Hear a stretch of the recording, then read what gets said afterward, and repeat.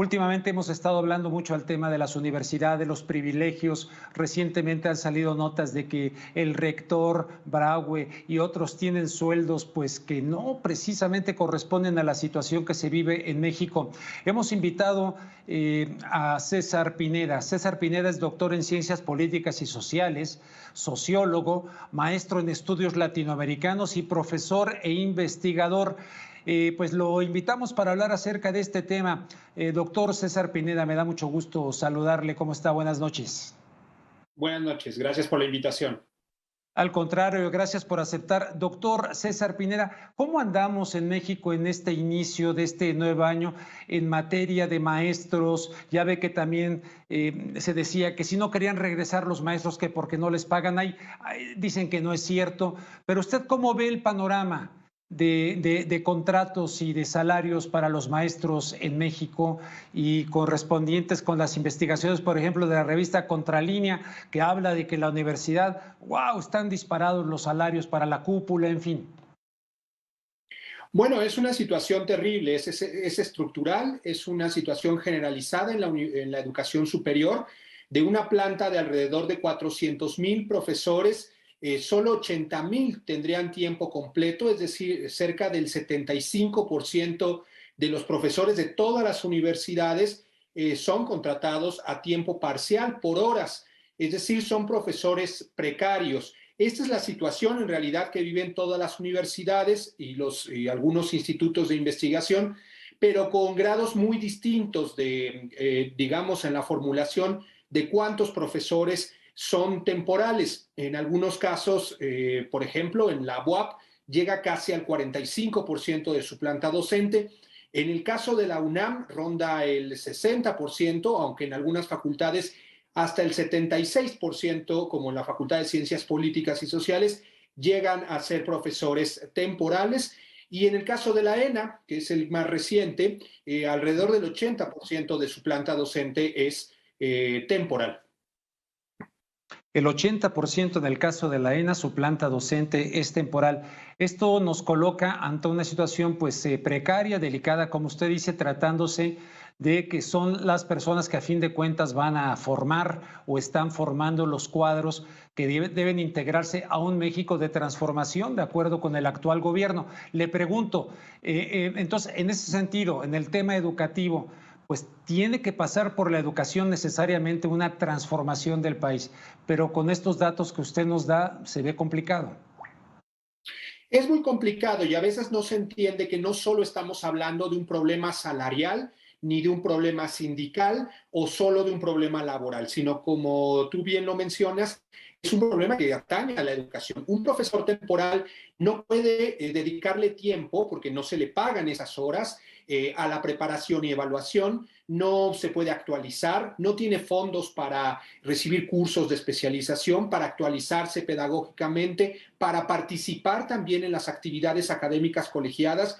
Es decir, es un fenómeno que deteriora por completo la participación del profesor en su actividad docente, en su actividad pedagógica y en actividad colegiada.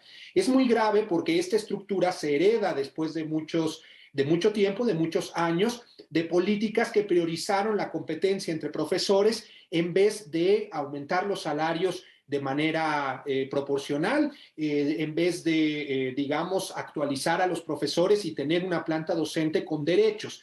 Esto deteriora, por supuesto, la educación que se da al interior de las aulas en la educación superior en México.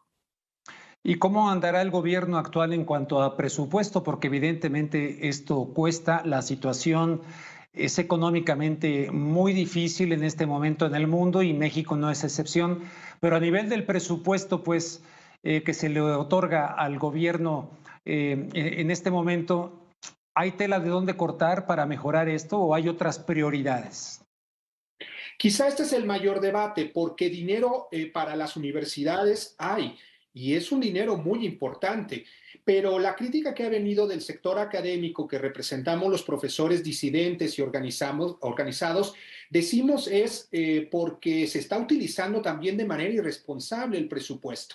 Los programas de pago por mérito que se promovieron en todas las universidades, no solo en México, sino en todo el mundo, en el famoso periodo neoliberal, han hecho que un sector muy minoritario de profesores reciban recursos adicionales a su sueldo que prácticamente se comen todo el presupuesto. En el caso de la UNAM, como tú ya mencionabas, no solo el caso de la rectoría o de los directores, sino también de un sector importante de profesores de tiempo completo, reciben más allá de 100,000 pesos. Estamos hablando de sobresueldos de 150,000, 180,000, 200,000 pesos.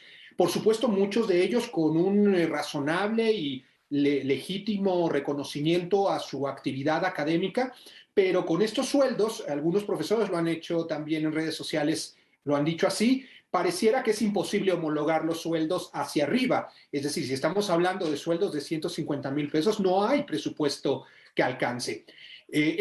Un solo sobresueldo de un profesor en la UNAM de tiempo completo alcanzaría para 5 o 6 profesores de tiempo parcial, ya con una plaza. Esta asimetría es lo que hace insostenible, por supuesto, cualquier tipo de transformación.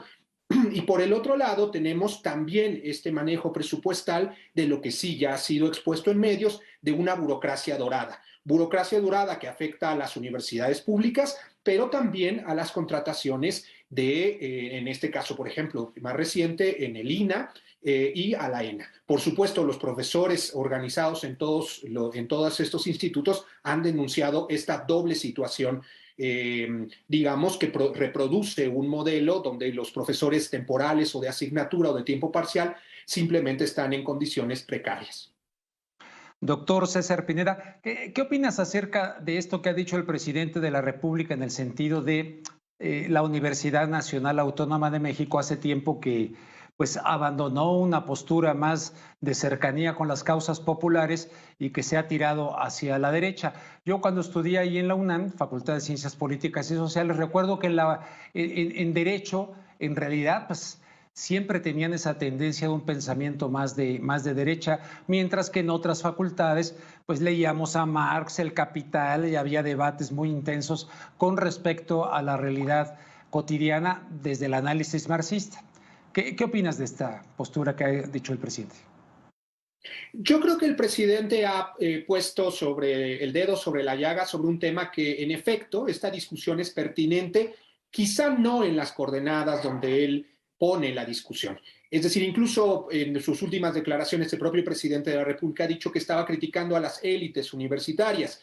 Esto es quizá lo que debería ponerse a debate, porque si no pareciera efectivamente que hay una tabla rasa sobre una evaluación del trabajo académico que es muy plural, con un compromiso social, sobre todo de los estudiantes, que en muchas ocasiones ha sido puesto a prueba y los estudiantes han salido a comprometerse con las mayores causas sociales del país, y porque hay un sector académico crítico muy importante tanto en la universidad como en otras, en la UNAM como en otras instituciones de educación superior. Ahí es donde quizá debemos hacer esos matices, porque no todo es burocracia dorada y no todos, por supuesto, los que reciben estos privilegios lo han asumido a partir de la corrupción. Es, por supuesto, a partir de políticas educativas de sexenios pasados, a partir de rasgos estructurales como la debilidad sindical, también como la debilidad contractual, es decir, ahí sí es un problema laboral. En algunas universidades se tienen mejores contratos colectivos que en otros, y por supuesto al manejo responsable o menos responsable del presupuesto, donde efectivamente muchas burocracias universitarias se sirven con la cuchara grande. Y en ese sentido es como pensamos que se debe reestructurar también el presupuesto al interior de las universidades, para permitir que una parte progresivamente de los profesores se estabilice sus condiciones, no solo para, insisto, tener condiciones individuales o por profesor, tanto salariales como de trabajo mejores, sino para elevar las condiciones pedagógicas y académicas en el aula. Creo que esto es lo que es urgente y sí debería quedarle claro a sus radioescuchas, a todos los que están viendo también en la transmisión, que el problema es estructural, lo hereda este gobierno en efecto, pero que es este gobierno el que quizá en el caso, por ejemplo, del INAH, tiene mayor responsabilidad porque es directamente sus trabajadores, ¿no? Los que podría resolver en este caso la precariedad, y que es una demanda legítima en la Escuela Nacional de Antropología e Historia que se resuelva este problema de la precariedad docente, y que en el caso de las universidades es indispensable un debate al interior y nacional sobre esta burocracia dorada, sobre los privilegios de ciertos sectores académicos, el manejo del presupuesto y las relaciones pedagógicas y académicas de un precariado, de un sector precario de los profesores que tiene inseguridad en el empleo, bajos ingresos y no tiene garantías porque cada 6 meses, en el caso de la AENA es peor, cada 3 meses incluso puede ser recontratados. Creo que este es el tema que toca debatir públicamente y que el gobierno debe atender de manera urgente. Me queda menos de un minuto, César, pero quisiera preguntarte tu opinión sobre esta postura de que ya se regrese a clases presenciales, que no hay nada como las clases presenciales. Yo estoy totalmente de acuerdo. Pienso en un médico, en alguien que estudia odontología, pues difícil a distancia entrarle ahí a las prácticas de las muelas, ¿no? Totalmente de acuerdo. Con todas las precauciones y sin poner en riesgo a los estudiantes que tengan mayores riesgos, ¿no? Por sus propias condiciones o enfermedades, se debe regresar a clases cuanto antes. También por el proceso académico y pedagógico. Es indispensable. Los estudiantes están sufriendo muchísimo en su proceso cognitivo, pero también como jóvenes que deberían estar con otros jóvenes en las universidades y en las aulas aprendiendo y debatiendo sobre los problemas de este país. César Pineda, doctor en Ciencias Políticas y Sociales, muchísimas gracias por reflexionar en contexto esta noche con nosotros aquí en La Octava. Muchas gracias por la invitación.